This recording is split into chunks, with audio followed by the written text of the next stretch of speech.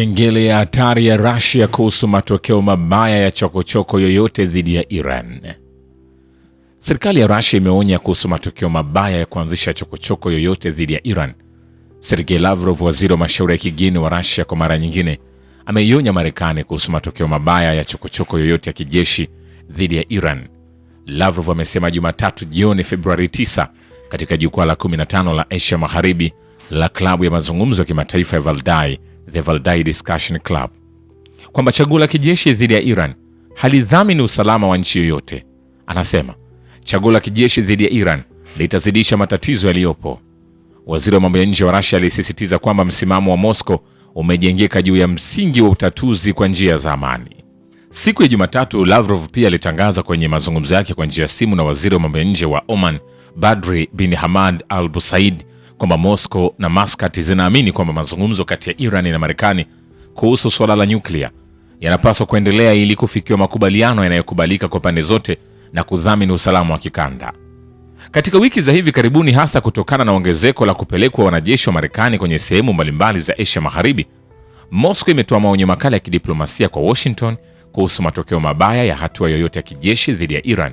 Msimamo huu ambao ulitolewa na Wizara ya Mambo ya Nje ya Russia na Waziri wa Mambo ya Nje Sergei Lavrov unasisitiza upinzani mkubwa wa Moscow wa kutatua mgogoro wa sasa kati ya Marekani na Iran kwa njia ya mabavu na ya kijeshi, na unaweza kutathminiwa ndani ya mfumo wa maslahi ya kimkakati ya Russia yenye pande nyingi.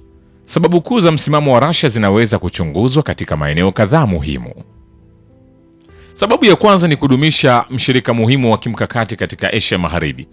Iran kama mshirika wa kisiasa, kijeshi na kiuchumi ina jukumu muhimu katika milingano ya kikanda na inahesabiwa kuwa mshirika wa kimkakati wa Russia katika kukabiliana na ushawishi wa Magharibi. Ukosefu wowote wa utulivu nchini Iran utadhoofisha muhimili wa mukawama dhidi ya Magharibi unaoungwa mkono na Russia na kubadilisha usawa wa nguvu kwa hasara ya Moscow. Ushirikiano wa pande mbili, ikiwa ni pamoja na uungaji mkono wa kidiplomasia wa Russia kwa Iran katika majukwaa ya kimataifa na ushirikiano wa kiulinzi na Iran, unaweza kutathminiwa kutoka pembe hii. Sababu ya pili ni kuepuka migogoro mipya ya usalama katika eneo la Asia Magharibi na hata kimataifa. Maafisa wa Russia wameweka wazi kwamba chaguo la kijeshi si tu kulitatua matatizo yaliyopo, bali litazidisha na kuharibu utulivu wa kudumu. Kwa kuwa Russia imo katika mgogoro wa Ukraine, kuenea mgogoro mpya na mkubwa katika Asia Magharibi utakuwa mzigo mzito wa usalama na kijeshi wa Moscow. Zaidi ya hayo, Russia ina wasiwasi kuhusu matokeo ya kutokuwa na utulivu unaosababishwa na vita. Mgogoro wa kijeshi unaweza kuathiri ukanda mzima wa Asia Magharibi na kuhatarisha usalama wa nishati na njia za biashara. Kwa hivyo, Russia inasisitiza diplomasia na upatanishi, ikiwa ni pamoja na jukumu la Oman ili kuzuia hali hiyo isiharibike. Katika suala hili, Lavrov amesisitiza hitajio la kuendelea mazungumzo ya kidiplomasia kati ya Iran na Marekani ili kufikia makubaliano yanayokubalika kwa pande zote. Sababu ya tatu ni kupinga ushawishi wa Marekani na hatua za upande mmoja wa Washington ambazo zimedhihiri zaidi kwenye kipindi cha utawala wa Rais Donald Trump. Hapo awali, Russia ililani vikali uingiliaji wa kigeni katika masuala ya ndani ya Iran na imesema tishio lolote la kijeshi la Marekani kwa kisingizio cha suala la nyuklia la Iran katu halikubaliki. Maonyo haya ni sehemu ya mbinu jumla ya Moscow ya kupinga sera za kibabe za utawala wa Washington na kujaribu kuunda utaratibu wa kimataifa wenye pande nyingi, ambapo Umoja wa Mataifa una uzito zaidi pamoja na mataifa kama Russia na China.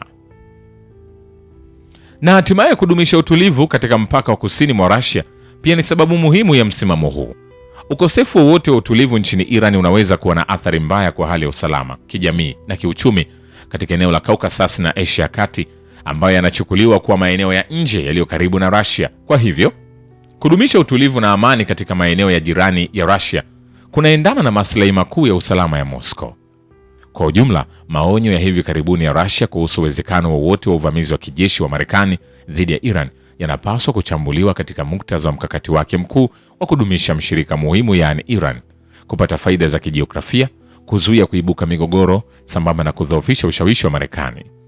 Msimamo wa Russia unaonyesha kwamba kwa mtazamo wa Moscow, usalama na utulivu wa Iran usiotenganishika na maslahi na usalama wa kitaifa wa Russia. Nikwambie hivi, hatujamaliza. Vile Rais Masoud Pezeshkian amesema kuwa dunia inapaswa kuona jinsi mamilioni ya wananchi wa Iran walivyomiminika mitaani katika maandamano ya mamilioni ya wananchi kote nchini ili kulinda mapinduzi yao, kutii uongozi wa mfumo na kutetea thamani na nchi yao kujivunia. Jumatano Februari 11 mwaka inaafikia na tarehe 22 mwezi Bahiman mwaka 1404 Hijria Shamsia kwa mujibu wa kalenda ya Iran, ambayo ni siku ya maadhimisho ya kutimia mwaka wa 47 wa ushindi wa mapinduzi ya Kiislamu. Akizungumza Jumatano kwenye hadhara kubwa mamilioni ya watu kwenye maadhimisho ya miaka 47 ya mapinduzi ya Kiislamu kwenye uwanja wa Azadi mjini Tehran, Rais Pezeshkian amesema kwamba Februari 11 ni siku ambayo watu walisimama dhidi ya dhuluma, ukandamizaji na uonevu. Rais Pezeshkian ameashiria malengo ya harakati za mwamko wa taifa la Iran mwaka 1979 na kusema wananchi wa Iran walifanya mapambano ili kusimamisha uadilifu na kuifanya Iran kuwa huru na waliwadhihirisha walimwengu kwamba wa Iran na Waislamu wana uwezo wa kujenga nchi yao kwa nguvu zao, irada, elimu na sanaa zao na kujijengea heshima na uhuru wao. Rais wa Jamhuri ya Kiislamu ya Iran ameashiria namna adui alivyojaribu kusambaratisha mapinduzi machanga ya nchi hiyo tangu siku ya kwanza ya ushindi wa mapinduzi ya Kiislamu kwa hatua kama za kuibua migawanyiko na kufanya mapinduzi, na kusema Marekani na Ulaya zilifanya njama zao zote ili kusambaratisha mapinduzi yetu, lakini ziligonga mwamba. Walitulazimisha vita vya miaka 8, walimuunga mkono dikteta wa zamani wa Iraq Saddam Hussein ili kuigawa vipande na kuishinda Iran. Hata hivyo, vijana wetu walipambana na kuihami nchi, mfumo na mapinduzi ya Kiislamu kwa ujasiri wa kusabilia maisha yao. Akiendelea na hotuba yake katika maadhimisho ya ushindi wa mapinduzi ya Kiislamu, Rais wa Iran amesema, hii leo kama mashahidi wetu angekuwepo tusingekabiliwa na matatizo mengi. Hawakutafuta dunia, ubinafsi, madaraka na umaarufu.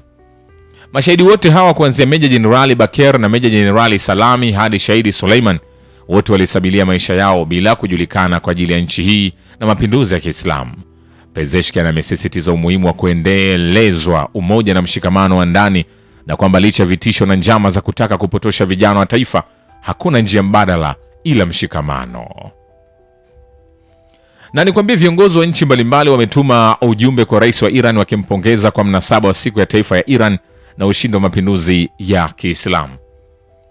Katika ujumbe wake wa pongezi kwa rais, serikali na watu wa Iran kwa maadhimisho ya miaka 47 ya ushindi wa mapinduzi ya Kiislamu, rais wa China Xi Jinping amesema China na Iran ni marafiki wazuri na washirika wazuri na anaona umuhimu mkubwa kwa maendeleo ya uhusiano kati ya China na Iran. Mfalme wa Saudi Arabia Salman bin Abdulaziz Al Saudi na mrithi wa kiti cha ufalme wa nchi hiyo Mohammed bin Salman wametoa salamu za pongezi kwa nyakati tofauti na kuwapongeza wananchi wa Iran na serikali yake kwa maadhimisho hayo.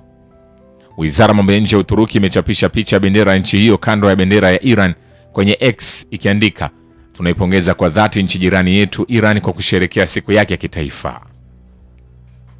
Katibu mkuu wa Umoja wa Mataifa Antonio Guterres amempongeza rais na watu wa Jamhuri ya Kiislamu kwa kumbukumbu ya ushindi wa mapinduzi ya Kiislamu na kusisitiza umuhimu wa mazungumzo na ushirikiano wa kimataifa katika kukabiliana na changamoto za kimataifa. Wako viongozi wengine waliotuma ujumbe huo wa pongezi, ikiwemo waziri mkuu wa Pakistan, rais wa Azerbaijan, waziri wa mambo ya nje wa India, yuko pia amiri wa Qatar Sheikh Tamim bin Hamad Al Thani na viongozi wengine wengi. Ni kwambia hivi, hatujamaliza. Shukran kwa bado ukivita na historia ya dunia. Mimi ni Richard Shio, The Rich Voice. Ni follow Instagram na TikTok kama Rich Voice Official. Asante.